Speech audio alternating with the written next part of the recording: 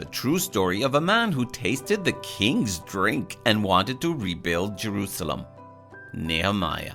He worked as a trusted cupbearer to King Artaxerxes, who ruled over the mighty empire of the Medes and the Persians. Nehemiah was a Jew living in Susa. Many years before, the Jews had been taken as captives by the Babylonians. When the Medes and the Persians then defeated the Babylonians, many Jews, like Nehemiah, resettled in this new empire. Some Jews had returned to Jerusalem and rebuilt the temple. One day, Nehemiah was visited by Hanani, one of his brothers, who lived in Jerusalem. Nehemiah asked them about the city and the Jews living there. They explained that the walls had been knocked down were still rubble. The city gates that had been set on fire had not been replaced. The Jews in the city had no protection and were living in great trouble and disgrace. When Nehemiah heard these things, he sat down and wept. For several days he mourned, fasted, and prayed. He confessed his sin and the sin of his people. He knew that God had promised that if his people turned back to him and obeyed him, then God would return them to their land. Nehemiah asked God for an opportunity to speak to the king about the situation.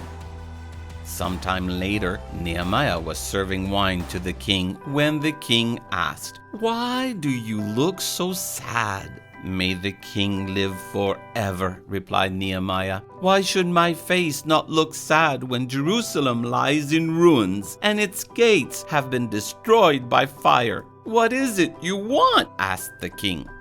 The king gave Nehemiah all he asked, including royal letters of safe conduct and an armed escort. He was also given permission to take timber from the royal park to build new city gates. Nehemiah set off on the long journey to Jerusalem. When he finally arrived, he rested for 3 days and didn't tell anyone about his plans to rebuild the city walls.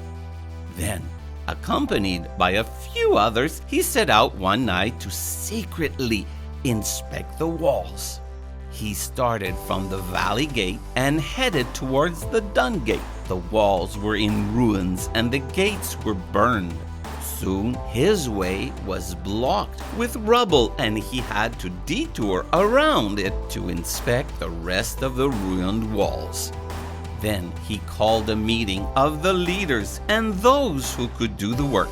"You see the troubles we are in and the ruins? Come, let us rebuild the wall of Jerusalem so we will no longer be in disgrace." Nehemiah explained how God was with him and that he had the backing of the king too. They replied, "Let us start rebuilding." The work began at once. But there were enemies of the Jews who did not want the wall rebuilt. They mocked and ridiculed the workers. "What is this you are doing?" they asked. "Are you rebelling against the king?" Nehemiah replied, "God will give us success. We, his servants, will start rebuilding. But as for you, you have no share in Jerusalem and any claim to it." You can read how God helped Nehemiah succeed and what happened next by reading the true story in the book of Nehemiah in your Bible. Bye-bye.